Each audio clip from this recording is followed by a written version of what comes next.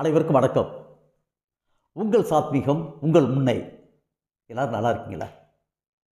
அப்புறமாங்க, இது நாள் வரை எல்லார் மனங்களிலும் புலப்படாத ஒரு விஷயத்துக்கு இன்னைக்கு நான் ஒரு புரிதலை உண்டு பண்ண போறேங்க. ஆமாங்க, பெரிய விஷயங்க.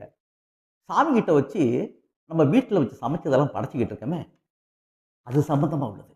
சாமி கிட்ட நம்ம வீட்டில் செஞ்ச சாமான்களை பொருட்கள் அத்தனையும் வச்சு படைச்சிட்ட பிறகு அதுக்கு முறைப்படி சில சம்பிரதாயங்களை பண்ணிட்டு நம்ம சாப்பிட்றது பழக்கம். இதை பார்த்துக்கிட்டு இருந்த சில வாலிப பசங்க அவங்களுக்குள்ள பேசிக்கிறாங்க. என்னடா படையல் போடுறாங்க, சாமிகிட்ட வச்சு படைக்கிறாங்கல்ல, அப்போ படைக்கும்போது சாமி உண்மையாலுமே சாப்பிட்றா இருந்துச்சுன்னா அது வந்து ஒரு கவலம் சோறு காணா போயிடணும், கவலம் தின்பண்டம் காணா போயிடணும். ஏதாவது கொஞ்சம் காணா போணுச்சுன்னா இவங்க படைக்கிறதுல அர்த்தம் இருக்குது. படைச்சாங்க, சாமி கொஞ்சம் சாப்பிட்டு போயிட்டாருங்க. படைக்கிறாங்க, படைச்சது பூரா அப்படியே இருக்குது. அப்புறம் திரும்பி அதை போட்டு சாப்பிட்டுக்கிட்டு இருக்காங்க. என்னடா படையல் இது பேர், ஒரு மீனிங் இல்லாமலே செஞ்சுக்கிட்டு இருக்காங்க பாரு அப்படின்னு பேசிக்கிறாங்க. அப்படின்னா நம்ம ஊரில் ஒரு முனிவர் வந்திருக்காரு. கடவுள் சம்பந்தமான எல்லா பிரச்சனைகளுக்கும் அவர் தான் வழிவகை சொல்லிக்கிட்டு இருக்காரு. அவர்கிட்ட நேராக போய் கேட்டா என்ன அப்படின்றாரு. ஓகேடா, நேராக வா, அந்த முனிவரை பார்த்தே கேட்டோம்னு சொல்லிட்டு நேராக போகிறாங்க ரெண்டு பேரும். முனிவர் அவங்க ரெண்டு பேரையும் பார்த்த உடனே, தம்பிகால் வாங்க வாங்க வாங்க, என்ன செய்தி? இல்லை ஐயா, எங்களுக்கு ஒரு பெரிய சந்தேகம், அதை சரி செய்யறதுக்காக உங்கள்கிட்ட வந்திருக்கோம். சொல்லுங்க சொல்லுங்கன்னு.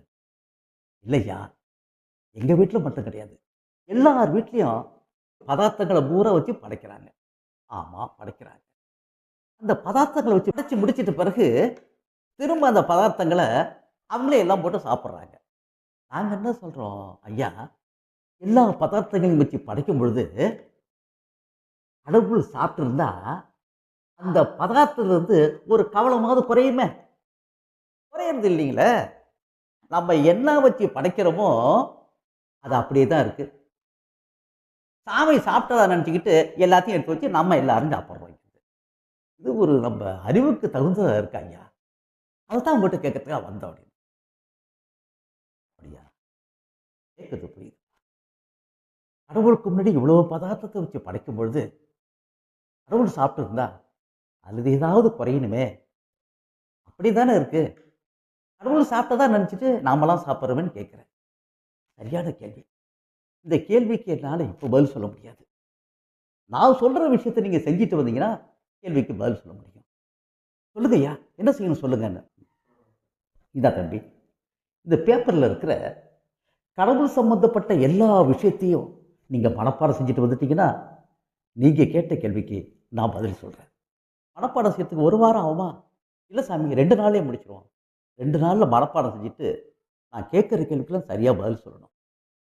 இந்த 2 பேரும் போயிட்டு அவர் கொடுத்த கடவுள் சம்பந்தப்பட்ட அந்த தாளை 2 நாளில் மனப்பாடம் பண்ணிக்கிட்டு வந்துட்டேன்.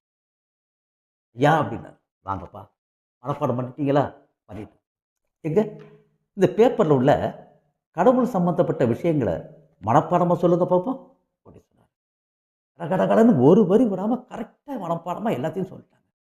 ரொம்ப அருமையாக சொல்லிட்டீங்களே அப்படின்னு சொல்லிட்டு கேட்டார். தம்பி, இந்த தாளில் உள்ள அத்தனை விஷயங்களையும் இப்போ நீங்கள் மனப்பாடம் பண்ணிட்டீங்க இல்லையா? அப்போ இந்த தாளில் உள்ள விஷயங்கள் பூரா மறைஞ்சிருக்கணுமே, இன்னும் மறையவே இல்லையே, அப்படியே தானே இருக்கு. ஐயா, நீங்கள் சொல்றது புரியல. சொல்கிறப்பா, இப்போ இந்த தாளில் இருந்த கடவுள் சம்பந்தப்பட்ட அத்தனை விஷயங்களையும் நீங்கள் மனப்பாடம் செஞ்சிட்டீங்க. இத்தனை விஷயங்களும் உங்கள் மனசுக்குள்ள இப்போ வந்து விட்டது.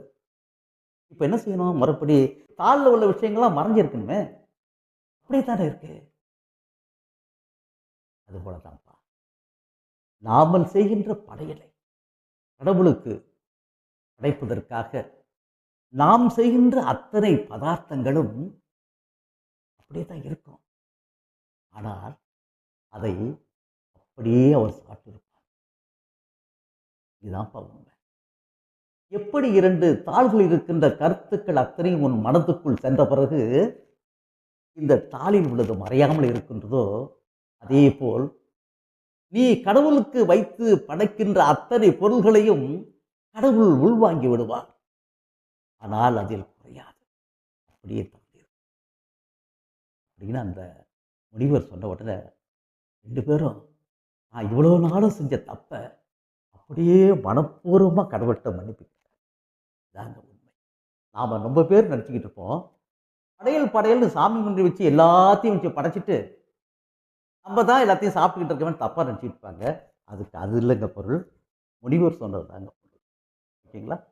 மீண்டும் ஒரு நல்ல நிகழ்ச்சியில் மீண்டும் உங்களை சந்திக்கின்றேன். நன்றி.